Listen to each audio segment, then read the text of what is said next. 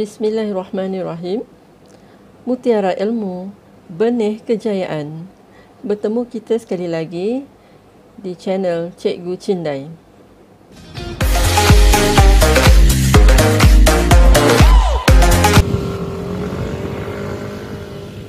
Masya Allah, banyaknya sampah.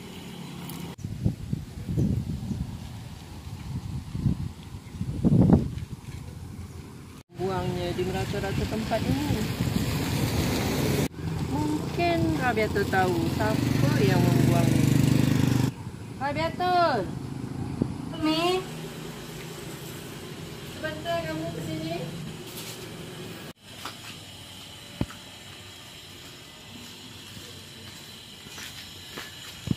Nampak tak siapa yang membuang daun poker ni di depan rumah kita? tidak nampak ni. Mungkin orang yang lalu lalang di hadapan rumah kita. Mungkin Mi. Kenapa mereka suka buang sampah di mana tempat? Mungkin kebanyakan daripada anggota masyarakat kita kurang mempunyai kesedaran sivik.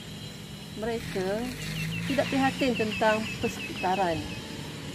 Asalkan ada tempat yang mereka rasa mudah bagi mereka, mereka akan buang sampah. Tak apalah, kita tidak boleh mengubah masyarakat, tetapi kita boleh memberikan beberapa cadangan supaya orang ramai mempunyai kesedaran untuk menjaga kebersihan. Kalau macam tu, lebih baik kita kutip je lah sampah ni. Mari kita kutip. Baik, Mi.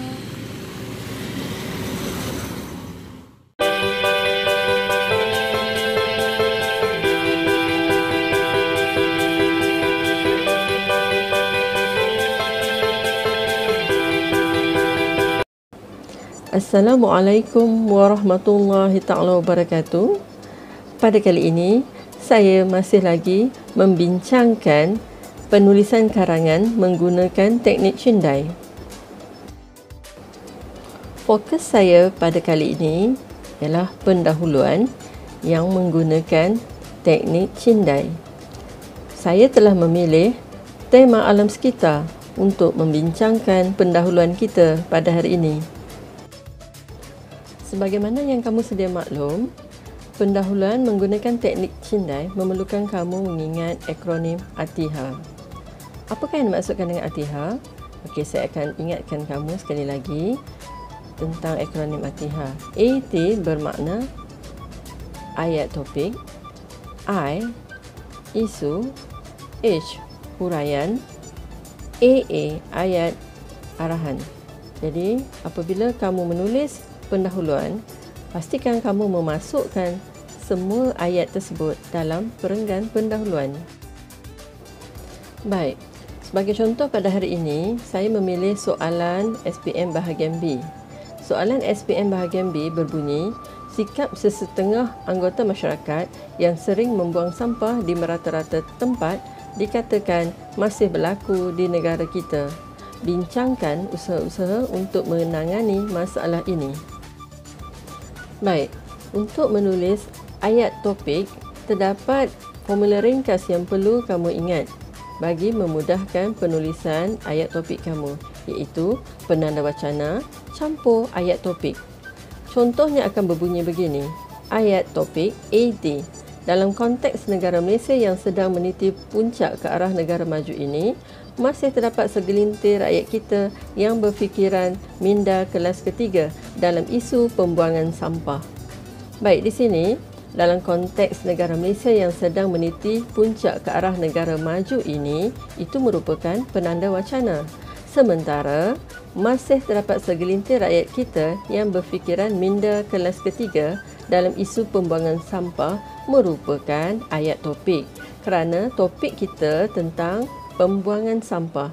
Jadi, ayat topik kita berbunyi, masih terdapat segelintir rakyat Malaysia yang berfikiran minda kelas ketiga dalam isu pembuangan sampah. Seterusnya, akronim I untuk isu. Formula ringkas untuk memudahkan penulisan isu ialah penanda wacana campur isu. Contoh ayatnya ialah I isu sememangnya tidak dapat disangkal lagi terdapat segelintir ahli masyarakat yang sanggup membuang segala sampah sarap mereka tanpa rasa segan silu di merata-rata tempat, bahkan di hadapan rumah orang lain, seolah-olah perbuatan mereka itu seperti melempar batu sembunyi tangan. Baik, di sini penggunaan penanda wacana ialah sememangnya tidak dapat disangkal lagi. Ya, dan saya sambung dengan ayat isu, iaitu terdapat segelintir ahli masyarakat yang sanggup membuang segala sampah sarap mereka tanpa rasa segan silu di merata-rata tempat, bahkan di hadapan rumah orang lain, seolah-olah perbuatan mereka itu seperti melempar batu sembunyi tangan. Jadi dalam ayat isu ini saya juga memasukkan peribahasa yang sesuai, iaitu seperti melempar batu sembunyi tangan. Seterusnya, akronim H, huraian. Formula mudahnya penanda wacana campur mengapa atau apa kesannya. Jadi, ayat huraian saya berbunyi begini. Hal ini demikian kerana golongan antisosial ini kurang mempunyai kesedaran sivik dalam isu berkaitan alam sekitar yang tanpa sedar bakal memberikan akibat buruk kepada ekosistem kita. Justeru, pelbagai solusi perlu diambil bagi memastikan fenomena tersebut dapat dielakkan kerana kita tidak mahu seperti peribahasa nasi telah menjadi bubur berlaku di negara kita. Perhatikan di sini, saya menggunakan penanda wacana hal ini demikian kerana, ya, dan kemudian saya sambung dengan ayat huraian saya yang saya menjawab persoalan mengapa dan apa kesannya, ya, kepada isu alam sekitar kita. Dan saya juga menambah dengan peribahasa yang sesuai, iaitu nasi telah menjadi bubur. Seterusnya, ayat terakhir kita untuk penulisan pendahuluan iaitu akronim AA, ayat arahan. Formulanya, persoalannya campur arahan soalan. Ya, jadi ayat arahan saya berbunyi, persoalannya, apakah langkah-langkah yang sewajarnya diambil bagi menangani masalah pembuangan sampah ini? Jadi, dalam ayat ini, saya menggunakan persoalannya, ya, sebagai penanda wacana supaya dapat memperlihatkan penekanan kita terhadap langkah-langkah yang perlu diambil, ya, bagi menangani masalah pembuangan sampah ini, ya. Jadi ayat AA saya merupakan ayat soal, ya, kerana situasi ini boleh menimbulkan persoalan kepada pemeriksa atau pembaca untuk membaca seterusnya karangan kita. Jadi saya akan menggabungkan kesemua ayat pendahuluan, ya, dalam satu perenggan. Berbunyi begini, ya. AT dalam konteks negara Malaysia yang sedang meniti puncak ke arah negara maju ini, masih terdapat segelintir rakyat kita yang berfikiran minda kelas ketiga dalam isu pembuangan sampah. I, sememangnya tidak dapat disangkal lagi, terdapat segelintir ahli masyarakat yang sanggup membuang segala sampah sarap mereka tanpa rasa segan silu di merata-rata tempat, bahkan di hadapan rumah orang lain, seolah-olah perbuatan mereka itu seperti lempar batu sembunyi tangan. H, hal ini demikian kerana golongan antisosial ini kurang mempunyai kesedaran sivik dalam isu berkaitan alam sekitar yang secara tanpa sedar bakal memberikan akibat buruk kepada ekosistem kita.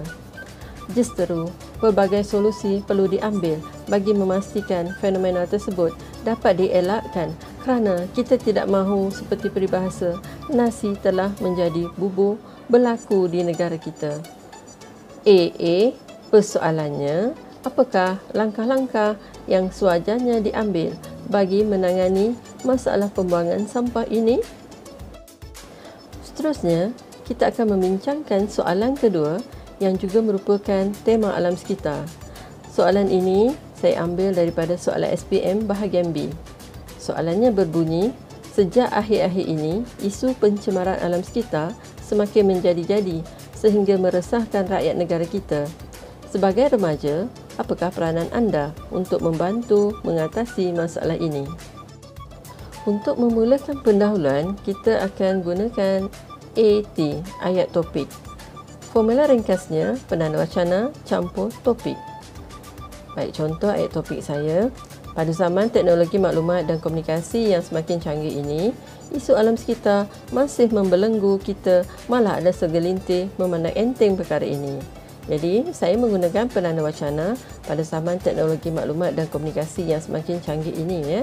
Dan saya masukkan pula berkaitan dengan topik kita, iaitu isu alam sekitar. Seterusnya, I, isu.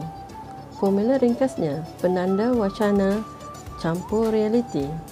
Contoh ayat isu ialah fenomena ini semakin serius berikutan banyak laporan yang berkaitan pencemaran alam sekitar. Contohnya, Sungai Kim Kim di Johor dan Sungai Selangor tercemar akibat pembuangan sisa kilang. Selain itu, sampah sarap juga dibuang di merata-rata tempat termasuk ke dalam sungai, ditambah pula dengan asap kenderaan dan kilang serta pembakaran terbuka turut menyumbang kepada masalah alam sekitar. Seterusnya, H, huraian. Formula ringkasnya, penanda wacana campur persoalan mengapa atau apa kesannya. Jadi, ayat huraiannya akan berbunyi, hal ini menunjukkan seolah-olah ada pihak-pihak tertentu yang sengaja melakukan perbuatan mencemarkan alam sekitar walaupun pelbagai tindakan seperti amaran dan denda telah diambil terhadap mereka. Sesungguhnya, terdapat pelbagai tindakan yang boleh dilaksanakan oleh rakyat sebelum situasi menjadi lebih buruk, seperti peribahasa, nasi telah menjadi bubur. Jadi, saya memasukkan peribahasa kerana di sini sesuai dimasukkan peribahasa, nasi telah menjadi bubur. Ayat yang terakhir sekali dalam ayat pendahuluan iaitu ayat arahan. Formula ringkasnya, persoalannya campur arahan. Jadi, contoh ayat arahan saya, AA, persoalannya, apakah peranan yang boleh dilakukan oleh remaja dalam membantu mengatasi permasalahan ini? Baiklah, saya akan menggabungkan kesemua ayat yang terdapat dalam ayat pendahuluan. AT, ayat topik. Pada zaman teknologi maklumat dan komunikasi yang semakin canggih ini, isu alam sekitar masih membelenggu kita, malah ada segelintir pihak memandang enteng perkara ini. I, isu. Fenomena ini semakin serius berikutan banyak laporan yang berkaitan pencemaran air sungai. Contohnya, Sungai Kim Kim di Johor dan Sungai Selangor tercemar akibat pembuangan sisa kilang. Selain itu, sampah sarap juga dibuang di merata-rata tempat termasuk ke dalam sungai, ditambah pula dengan asap kenderaan dan kilang serta pembakaran terbuka turut menyumbang kepada masalah alam sekitar.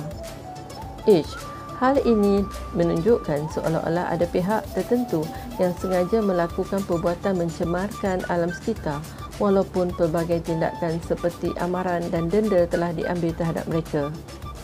Sesungguhnya, terdapat pelbagai tindakan yang boleh dilaksanakan oleh rakyat sebelum situasi menjadi lebih buruk, seperti peribahasa, nasi telah menjadi bubur.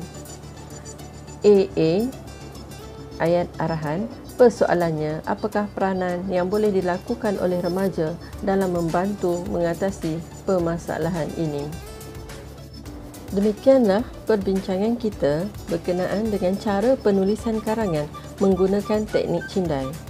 Diharapkan para pelajar dapat mengaplikasikannya dalam penulisan masing-masing. Sekian.